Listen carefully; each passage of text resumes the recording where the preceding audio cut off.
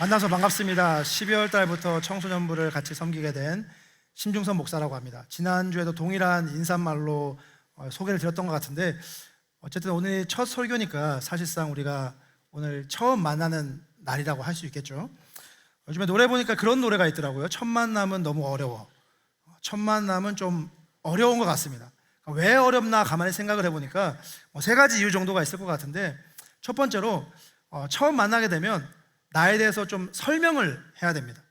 이름은 뭐고, 나이는 뭐 몇 살이고, 가족 관계는 어떻고, 뭐 이것저것들. 요즘에는 그리고 MBTI도 기본적으로 좀 알려줘야 되는 것 같더라고요. 다른 사람에게 나를 설명한다는 건 좀 재미없는 일입니다. 우리가 어떤 전자제품 같은 거, 신제품을 사면 바로 작동부터 하지 설명서를 읽어보는 경우는 잘 없습니다. 왜 그렇죠?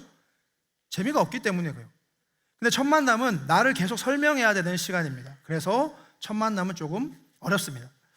첫 만남이 어려운 두 번째 이유는 설명을 넘어서 이제 해명도 해야 됩니다. 그러니까 설명이 필요하다는 건 다르게 말하면 나를 잘 모른다는 뜻인데, 나를 잘 모르면 오해가 생깁니다. 나는 이런 의도로 말한 게 아닌데 상대방은 다른 의도로 받아들이는 거죠. 그래서 처음 만났을 때는 이런 얘기를 자주 하게 됩니다. 무슨 말인지 알지? 내가 하는 말 무슨 말인지 알지? 이해 못하면 아니 그게 아니라 이런 말을 계속 해야 됩니다. 누군가에게 나에 대해서 해명한다는 건 참 피곤하고 또 지치는 일입니다. 근데 이 첫 만남은 지속적으로 해명을 계속해야 되는 시간입니다. 그래서 첫 만남은 어렵습니다. 지금도 한 가지 해명할 게 있다면, 저는 태어나서 이렇게 핀 마이크인가요? 뭐죠 이거? 이거 하고 이렇게 들고 이렇게 하는 거 생전 처음 해보거든요. 너무 어색합니다. 너무 막 숨이 턱턱 막혀요. 히터가 더워서 그런지 너무 숨이 턱턱 막히는데, 몇 주간 이거 해보다가 너무 어색하면 그냥 돌아가도록 하겠습니다. 돌아가도 그냥 못 견뎠나 보다, 그렇게 이해해 주시면 좋을 것 같습니다. 아무튼 처음 만나면 계속 해명해야 되니까 그게 재미가 없고 힘이 듭니다. 세 번째 힘든 이유는 뭐냐면, 설명하고 해명하고 이제 증명해야 됩니다. 내가 어떤 사람인지, 앞으로 계속 관계를 유지해도 괜찮을 만한 사람인지, 내가 얼마나 안전하고 좋은 사람이고 또 그런 사람인지를 계속 증명을 해야 됩니다. 근데 증명한다는 게 되게 피곤한 일이에요. 피로감이 엄청나게 누적되는 일입니다. 혹시 뭐 학교나 어디 다른데 면접 같은 거 본 적 있으신지 모르겠습니다. 면접은 나를 증명하는 자리거든요. 입에 침이 마르고 땀이 흐르고 피가 바짝바짝 마르는 것 같습니다. 그러니까 힘든 거죠. 지금 저도 여러분들에게 저를 증명해야 되는 시간인 거죠. 뭐 디렉터 목사님이다, 뭐다 얘기하는데 나와가지고 설교 망치고 들어가면 저도 좀 힘들거든요. 그래서 첫 설교에 나를 뭔가 증명해야 되는데 막 하기가 되게 부담스럽고 힘듭니다. 그래서 첫 만남은 힘이 듭니다. 근데 지금 저와 여러분은 이 첫 만남의 어려운 시간을 함께 보내고 있습니다. 저만 힘든 건 아니겠죠. 선생님들도 좀 힘들 것이고, 아마 여러분들도 낯선 목사님과 같이 신앙생활을 시작한다는 게 상당히 힘들고 좀 어려운 시간들이 될 거라고 생각합니다. 사람마다 다 성향이 다르겠지만 저는 좀 그런 게 있습니다. 이제 제가 교구를 하다가 청소년부로 오게 됐는데, 청소년 부서를 맡게 됐다고 해서 그날부로 갑자기 모든 게 다 자연스럽고 익숙한 게 아니거든요. 되게 어색하고 낯설고, 제가 지금 청소년 사역을 거의 5년 만에 다시 하게 되는데 집에서 그 얘기를 많이 했습니다. 지금이라도 담임 목사님한테 가서 못한다고 할까? 지금이라도 물릴까? 어떡할까? 되게 고민을 많이 했어요. 또 사실 청소년부에 저희 딸도 있거든요. 딸도 있어서 우리 서로 아는 척 하지 말자, 그게 서로를 위해서 좋을 것 같다, 뭐 그런 얘기도 하고 많이 떨렸습니다. 혹시 여러분들 중에 새로운 목사님이 갑자기 나한테 막 말 시키고 막 이렇게 하면 어떡하지? 라고 좀 부담감을 가지고 계신 친구들이 있다면 걱정하지 마세요. 걱정 안 하셔도 됩니다. 저도 갑자기 모르는 친구가 나한테 말 걸면 어떡하지? 막 그런 걱정을 가지고 있거든요. 그러니까 갑자기 제가 확 다가갈 걱정을 안 하셔도 돼요. 그러니까 여러분을 위해서가 아니고 제가 그런 걸 잘 못하는 성격이거든요. 그래서 천천히 다가갈 테니까 우리 천천히 좀 가까워졌으면 좋겠습니다. 근데 그러면서도 누가 갑자기 막 다가오는 게 부담스러우면서도 또 한편으로는 어떤 마음도 있냐면, 그렇다고 해서 아무도 나를 아는 척 안 하면 어떡하지? 아무도 나를 관심이 없고 아무도 나에게 눈길을 주지 않으면 어떡하지? 놀라울 만큼 아무도 나에게 관심이 없으면 어떡할까? 그런 어떤 섭섭함? 그런 불안한 마음도 같이 공존하고 있습니다. 아무튼 간에 이제 우리가 처음 만난 사이니까 서로 적응 기간이 좀 필요한 것 같습니다. 아마 12월 한 달 동안은 저도 여러분들에게 적응하고 여러분도 저에게 적응하는 시간이 되지 않을까 싶어요. 어쩌면 좀 더 길어질 수도 있겠죠. 1월 달까지 혹은 겨울 수련회를 갔다 올 때까지 적응 기간이 좀 필요한 것 같습니다. 왜냐하면 우리는 이제 서로 처음 만난 사이이기 때문이죠. 우리는 인생을 살아가면서 수없이 다양한 사람, 다양한 만남을 가지게 됩니다. 만남의 종류만큼이나 이 관계의 유형도 다양한데요. 학교나 군대처럼 일정한 기간이 정해져 있는 만남도 있습니다. 시간이 되면 그냥 자동적으로 헤어지게 되는 거죠. 혹은 직장이나 사업처럼 일적으로 만나는 사이도 있습니다. 혹은 순수하게 만남 그 자체를 목적으로 하는 우정도 있고요. 또 정말 뜨겁게 타올랐다가 이제 그냥 눈꽃처럼 이렇게 흩날리는 애정관계, 이런 연애관계도 있을 수 있겠죠. 여러 유형의 만남이 있는데 결국 모든 만남에는 피할 수 없는 한 가지 공통점이 있습니다. 그 공통점이 뭐냐면 결국 언젠가는 헤어지게 된다는 겁니다. 서로 죽고 못 살 만큼 친했던 사이도 언젠가는 헤어집니다. 저도 중고등학생 시절에 정말 친했던 친구들이 있었는데 일정한 시간이 지나니까 싸운 것도 아니고 별다른 일이 없었는데 차츰차츰 그냥 사이가 멀어져 버리더라고요. 또 때로는 정말 만나기만 하면 서로 죽일 듯이 싸우던 그런 원수지간도 시간이 지나면 언젠간 헤어지게 됩니다. 때가 되면 다 헤어지게 되는 거죠. 그래서 이런 말 하잖아요. 만남이 있으면 헤어짐이 있다. 그 말처럼 만날 때가 있으면 헤어질 때도 있는 거예요. 전도서에 이렇게 기록되어 있습니다. 우리 전도서 말씀 두 구절 같이 한번 읽어보겠습니다. 범사에 기한이 있고 천하 만사가 다 때가 있나니 안을 때가 있고 않는 일을 멀리할 때가 있으며, 이 말씀처럼 친해질 때도 있고 또 멀어질 때도 있다는 겁니다. 만남과 이별은 우리 인생에서 찾아오는 자연스러운 일 중에 하나입니다. 자연스러운 일에는 자연스럽게 반응하는 게 가장 좋을 것 같습니다. 예를 들면 여러분들이 정들었던 목사님 그리워하는 거 자연스러운 일이라고 생각합니다. 또 처음 오는 저에 대해서 좀 낯설어하고 어색해하고 거리감을 느끼는 거, 그것도 자연스러운 일이라고 생각해요. 또 어떤 친구들, 어떤 선생님들은 전에 계셨던 목사님과 새로운 분을 좀 비교할 수 있겠죠. 이분은 이랬는데 이분은 이렇네. 이건 좋았는데 이건 별로네. 이건 별로였는데 이건 좋네. 저는 이것도 자연스러운 일이라고 생각합니다. 그래서 이런 정도의 일은 괜찮다고 생각을 해요. 근데 만약에 여러분들이 이런 자연스러운 거리감, 자연스러운 어색함을 넘어서 만약에 여러분들이 저를 보자마자 저에게 거부감을 느낀다. 심중선 목사 벌써 이름부터 마음에 안 들어. 너무 싫어. 다 신목사 온 이후로 교회 다니기 싫어 라고 하면 그건 좀 부자연스러운 일인 것 같아요. 그죠? 왜냐하면 제가 한 게 아무것도 없잖아요. 한 게 아무것도 없는데 그냥 싫다라고 하는 건 조금 이거는 안 맞는 것 같습니다. 근데 반대로 가끔 좀 그런 분들이 계시거든요. 아무것도 안 했는데 너무 격하게 환영하는 분들 계세요. 신목사님, 신목사님 그러면서 근데 나중에 이름 적을 때 신준석 이렇게 적고 그럼 많이 계십니다. 이것도 조금 부자연스러운 일이에요. 그냥 자연스럽게 적당히 어색해하고 적당히 반가워하고 적당히 그렇게 하는 게 우리가 할 수 있는 가장 자연스러운 반응이 아닐까 싶습니다. 그럼 어떻게 해야 될까? 우선은 제가 이 말을 할까 말까 많이 고민했는데 좀 할 필요가 있는 것 같아요. 우선은 이제 여러분들 2년 동안 정들었던 혹은 4년 동안 정들었던 이제 청소년부 목사님, 사임하신 목사님과의 어떤 추억을 좀 정리할 필요가 있겠죠.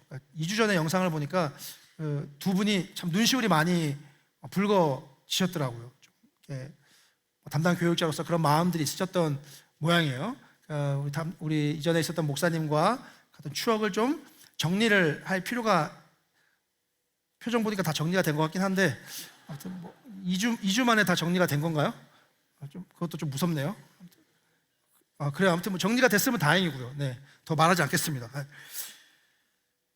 어쨌든 혹시 이제 이전 목사님을 그리워하고 추억하는 분이 계신다면 아까 말했던 것처럼 자연스러운 일이에요.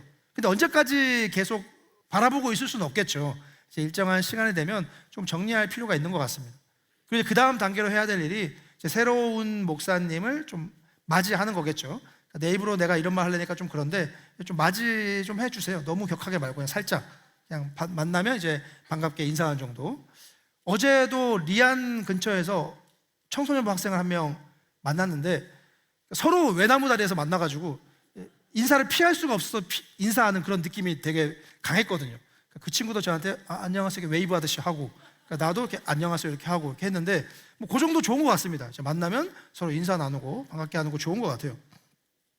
그렇게 우리가 적당하게 또 자연스럽게 만남을 이어가다 보면 오늘은 첫 만남이니까 되게 어색하지만 이제 일주일, 2주일, 한 달, 2달, 1년, 2년 만나다 보면 점점 더 가까워지고 점점 더 친밀해지는 그런 사이가 될 거라고 생각합니다. 그때까지 저 여러분들에게 좀 느리지만 한 걸음 한 걸음 천천히 대신 꾸준히 계속해서 다가가도록 하겠습니다. 여러분들도 좀 마음을 열고 저를 맞아주시면 감사하겠습니다. 저는 여러분들하고 좋은 관계를 맺고 싶고요, 또 좋은 관계를 계속 유지하고 싶고 더 앞으로 좋은 관계가 되었으면 좋겠습니다. 그건 제가 청소년부 담당 교육자로서 가지는 소박한 바람이기도 하지만 그 전에 하나님께서 우리에게 원하시는 원대한 명령이십니다. 하나님은 우리가 하나 되기를 바라십니다. 얼만큼 하나 되기를 원하시느냐? 우리가 한 몸이 되기를 바라십니다.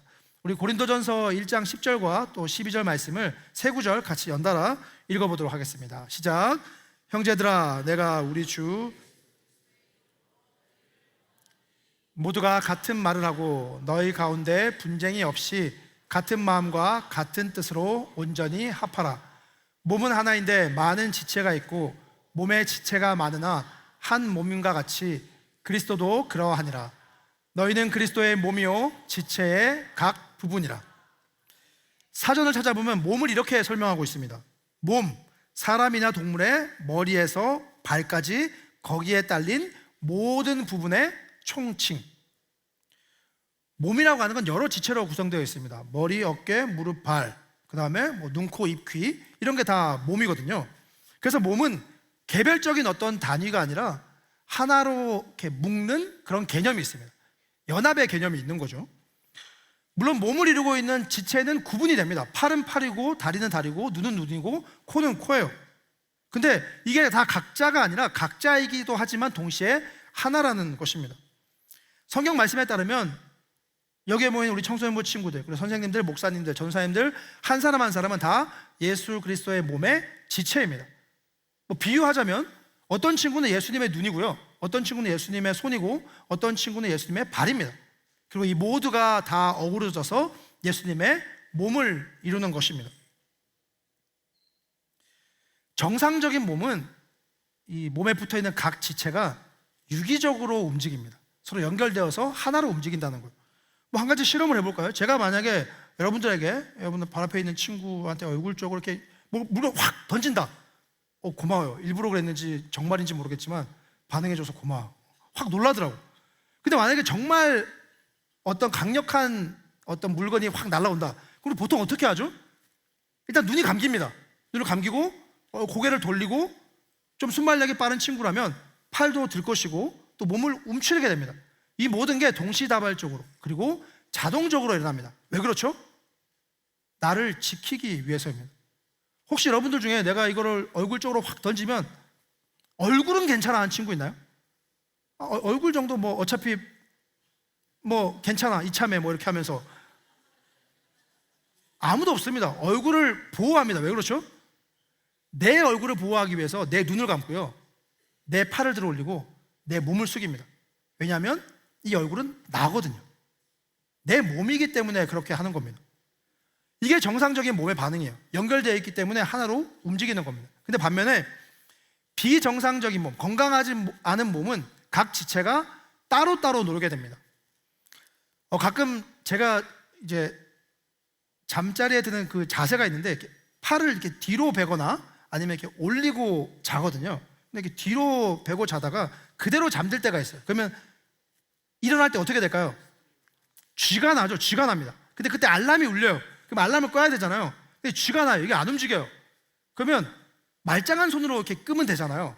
근데 맨날 제가 오른손으로 끄거든요. 이게 버릇이 돼가지고 알람이 울리면 왼손으로 끄면 되는데 굳이 왼팔로 오른손을 잡아가지고 이렇게 해서 휴대폰을 이렇게 꺼요. 끄고 나서 약간 이렇게 현타가 옵니다. 왜 이렇게 바보같이? 그냥 왼손으로 끄면 되잖아. 왜 이렇게 바보같이 이렇게 하는 거지? 하나 되지 못하는 게 이런 일이라는 거예요. 바보 같은 일인 겁니다. 아주 부자연스럽고 아주 이상하고 아주 어색한 일이라는 거죠. 오늘 본문 말씀도 하나됨을 강조하고 있습니다. 사도 바울이 에베소 교회 성도들에게 뭐라고 얘기하냐면 주 안에서 서로 연결되어 성전이 되어가고 예수 안에서 함께 지어져 가야 합니다 라고 권하고 있습니다. 오늘 본문 말씀을 다시 한번 읽어볼까요? 에베소서 2장 21절부터 22절 말씀 같이 읽겠습니다. 그의 안에서 건물마다 연결하여 주 안에서 성전이 되어가고 너희도 성령 안에서 하나님이 거하실 처소가 되기 위하여 그리스도 예수 안에서 함께 지어져 가느니라. 이 말씀에서 중요한 건 뭐냐면 우리가 하나님의 성전, 하나님의 처소로 아직 완공된 게 아니라는 겁니다. 지어져 가고 있는 중이라는 거예요. 현재 진행형이라는 얘기죠. 또 한 가지 중요한 건 뭐냐면 함께 지어져 가야 된다는 겁니다. 믿음의 공동체는 함께 성장해야 됩니다. 함께 자라나야 되는 거예요. 근데 그 믿음이 어디 위에서 자라나야 되냐면 안전한 토대 위에서 자라나야 됩니다. 그 토대가 뭐냐? 오늘 보면 이렇게 소개합니다. 주춧돌 되시는 예수 그리스도, 모퉁이 돌 되시는 예수 그리스도. 그러니까 우리 청소년부 공동체가 하나 돼야 되는데 어떻게 하나 돼야 되냐면 예수님을 믿는 믿음 안에서 하나 돼야 된다는 거예요. 당연한 거 아니냐라고 생각할 수 있지만 아닐 수도 있습니다. 왜냐하면 어떤 친구 누군가에게는 그냥 청소년부가 일종의 사교 모임일 수 있어요. 하면 반가운 친구 있고 뭐 잘생긴 오빠, 예쁜 누나 있고 그런 게 목적이 될 수도 있겠죠. 혹은 어떤 이성적으로 좀 마음에 품고 있는 친구가 있어서 그 친구를 보고 싶어 한다든지 그런 이유와 목적을 가지고 친밀감을 유지할 수도 있습니다. 혹은 그냥 좀 인싸 재질이라서 막 여러 사람 같이 있는 것 자체가 좋고 수련회나 이런 거 가면 재밌게 놀고 집에서 이제 허락받고 공식적으로 외박할 수 있는 기회고 이래 가지고 하나 될 수 있습니다. 근데 그거는 안전한 토대가 아니라는 거예요. 건강한 토대가 아닙니다. 건강한 토대는 예수님을 믿는 믿음 안에서 하나가 되는 겁니다. 우리 제이암 청소년부가 모퉁이 돌 되시는 예수 그리스도 안에서 하나 되기를 축복합니다. 이렇게 성전으로 함께 지어져 가는 걸 뭐라고 하냐면 신앙 성장이라고 합니다. 공동체가 함께 예수님을 닮아가는 걸 신앙 성장이라고 합니다. 근데 이 신앙 성장은 개인의 영역이에요. 무슨 말이냐면 우리 엄마 아빠가 신앙이 좋다고 해서 자동적으로 내 신앙이 좋아지는 건 아닙니다. 우리 반 선생님이 너무너무 믿음 좋은 사람이라고 해서 그 반에 소속되어 있는 학생의 신앙도 그냥 자동적으로 같이 성장하는 건 아니에요. 신앙은 각자 개별의 영역입니다. 근데 동시에 신앙은 공동체의 영역입니다. 공동체가 함께 자랄 때 신앙이 함께 자랄 수 있는 거예요. 그러니까 멀리서 찾을 것도 없이 여러분들 보세요. 여러분들 지금 이 좋은 공간에서 이 좋은 시설과 이 좋은 시스템을 가지고 예배 드릴 수 있는 것은 동신교회라고 하는 건강한 신앙 공동체 안에서 신앙생활하기 때문이에요. 신앙 성장은 개별적인 것이기도 하지만 동시에 공동체적인 것입니다. 그러면 JIM 청소년부 안에 속한 개인적이면서 공동체 같이 자라야 될 대상이 누굴까요? 목사님, 선생님, 학생, 그리고 학부모님까지 다 같이 자라가야 됩니다.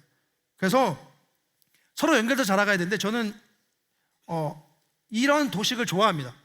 목사님들끼리 서로 하나 돼야 되고요, 선생님들끼리 서로 하나 돼야 되고 학생들끼리 서로 하나 돼야 됩니다. 그리고 각자가 목사와 선생님이, 선생님과 학생이, 학생과 목사님이 하나 돼야 됩니다. 다 하나 돼야 되는 구석구석. 여기에 플러스 학부모님들까지 다 하나가 돼야 우리가 함께 자랄 수 있는 겁니다. 하나됨은 하나님의 명령입니다.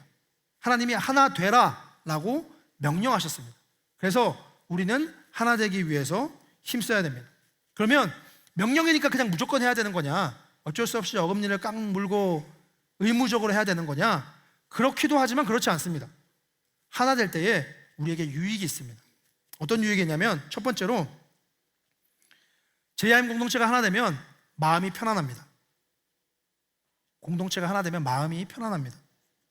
이거 뭐 복잡하게 설명할 게 없어요. 여러분 일주일에 한번 교회 오는데, 일주일에 한번 교회 왔더니만 목사님들 서로를 보는 눈빛이 예사롭지 않아요. 되게 막 날카로워, 화가 나 있고 날이 서 있고, 선생님들 모였다 하면 맨날 서로 언성 높이고 싸우고, 학생들끼리도 서로 막 분위기 안 좋고, 그러면 교회 나오고 싶을까요? 교회 나오고 싶지 않습니다. 여러분 가정도 생각해 보세요. 부모님이 부부싸움 한 날, 그날 나한테 뭐라고 하는 건 아니지만 집안 공기가 어떻죠? 무겁습니다. 차가워요. 어린애들도 그걸 다 느낍니다. 근데 하물며 교회 안에서 서로 사이가 안 좋다, 그러면 그 분위기는 말로 설명할 필요가 없어요. 마음이 편하지 않은 거죠. 교회 오긴 오는데, 신앙생활을 하기 위해서 교회 오긴 오는데 결코 마음이 편하지 않은 겁니다. 그러면 신앙생활하기가 힘들겠죠.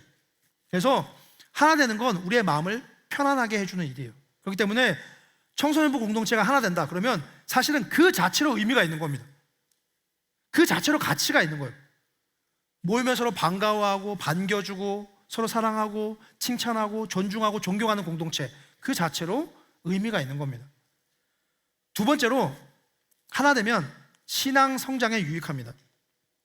흔히 쉽게 대답하기 어려운 난제를 두고 이렇게 표현하죠. 닭이 먼저냐, 달걀이 먼저냐. 여러분, 목사님을 좋아하는 게 먼저일까요? 목사님의 설교를 좋아하는 게 먼저일까요?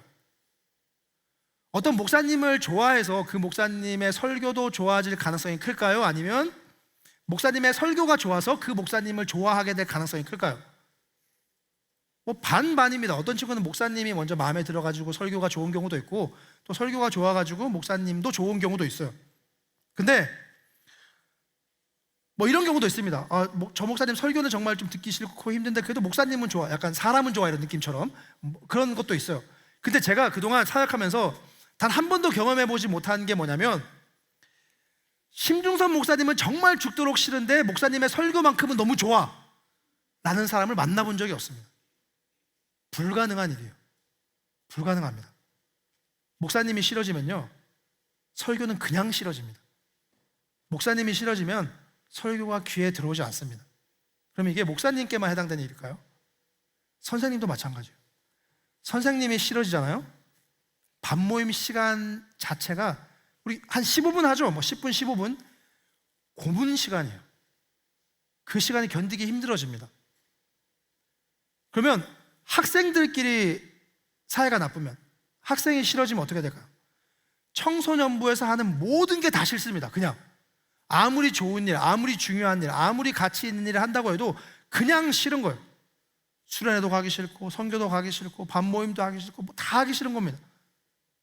그러면 아주 극단적으로 생각해 볼게요. 어떤 친구가 목사님도 싫어하고요, 선생님도 싫어하고요, 같은 반 친구도 싫어해요.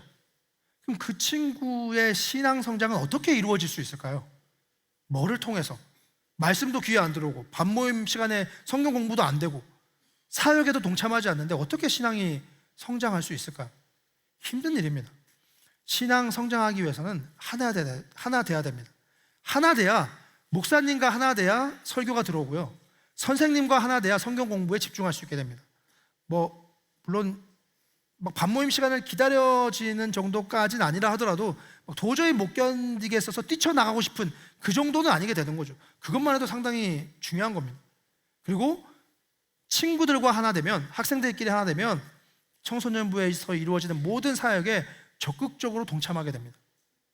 그리고 그 과정 속에서 우리의 신앙이 성장하게 되는 겁니다. 마지막 세 번째로, 청소년부가 하나 되면 그리스도인으로서 빛을 비출 수가 있습니다. 하나님은 사랑이십니다. 사랑이신 하나님께서 우리에게 이렇게 요청하셨습니다. 너희도 서로 사랑해라. 요한일서 말씀인데요, 우리 4장 7절부터 8절 말씀 같이 한번 읽어보겠습니다. 사랑하는 여러분, 우리가 서로 사랑합시다. 사랑은 하나님에게서 난 것이기 때문입니다. 사랑하는 사람은 누구나 다 하나님께로부터 났고 하나님을 압니다. 하나님은 사랑이시기 때문입니다. 좀 중간을 건너뛰기로 하고요. 사람들은 자신에게 걸맞는 일을 할 때에, 자기 정체성을 지킬 때에 빛이 납니다. 목사는 목사다울 때 빛이 나고요, 교사는 교사다울 때 빛이 나고, 학생은 학생다울 때 빛이 납니다. 어린아이는 어린아이다울 때 가장 예쁘고요, 어른은 어른처럼 행동할 때 가장 멋있습니다. 각 사람은 저마다의 정체성이 있는데 그 정체성대로 행동할 때 가장 아름답게 찬란하게 빛나는 겁니다. 우리는 그리스도인입니다. 그리스도인의 정체성은 사랑입니다. 하나님을 사랑하고 다른 사람들을 사랑하는 것입니다. 그렇기 때문에 아까 우리 회장 후보 친구가 얘기했던 것처럼 새 친구가 왔을 때에 우리 공동체가 서로 사랑하는 모습을 보인다라고 하면 그리스도인으로서의 빛을 비추는 겁니다. 우리가 서로 사랑할 때 예수님의 자녀로서 빛을 비출 수 있습니다. 정리하면 청소년부가 하나 되면 그 자체로 마음이 편하고요, 신앙이 성장하고 또 예수 그리스도의 자녀로서 그 정체성을 나타낼 수 있습니다. 이 세 가지 유익이 있습니다. 누구에게나 첫 만남은 어려운 시간입니다. 다행스러운 게 있다면 첫 만남이 어려워서 그렇지 한 번, 두 번 자꾸 만나다 보면 두 번째, 세 번째 만남은 첫 만남보다 그만큼 덜 어려워지게 됩니다. 시간을 두고 계속해서 만나다 보면 마음이 편안해지고 또 같이 신앙 성장의 기쁨을 누리게 되고, 그리고 그리스도의 빛을 비추는 그 위대한 사명을 감당하게 됩니다. 그렇게 우리는 예수 그리스도의 몸된 교회로 함께 지어져 갑니다. 만나면 만날수록 어려움은 덜어지고 그 자리에 만남의 이로움이 채워질 거라 기대합니다. 그러다 보면 우리도 언젠가는 헤어지겠죠. 언젠간 찾아올 우리의 마지막 만남은 지금의 이 첫 만남보다 더 어려워질지도 모릅니다. 저는 우리의 관계가 그렇게 되기를 조심스럽게 바라봅니다. 그런 기대와 소망을 가지고 여러분들을 바라봅니다. 오늘 말씀 다시 한번 읽어보도록 하겠습니다. 에베소서 2장 21절 22절 말씀입니다. 그의 안에서 건물마다 연결하여 주 안에서 성전이 되어가고 너희도 성령 안에서 하나님이 거하실 처소가 되기 위하여 그리스도 예수 안에서 함께 지어져 가느니라. 하나됨의 유익을 누리려면 그 전에 먼저 해야 될 일이 있습니다. 만나야 됩니다. 만나야 하나 될 수 있습니다. 첫 만남은 어렵지만 이 첫 만남을 시작함으로써 우리 청소년부 공동체가 하나됨의 이로움을 더욱더 크게, 더욱더 강하게, 더욱더 많이 누리는 공동체가 되기를 소망합니다. 첫 만남은 하나됨의 시작점입니다. 편안한 관계, 또 동반 성장, 그리고 그리스도의 정체성을 나타내는 출발점입니다. 우리는 지금 그 출발점 위에 서 있습니다. 저는 지금부터 힘차게 달려나갈 작정입니다. 이 발걸음에 여러분들도 동참해 주시길 소망합니다.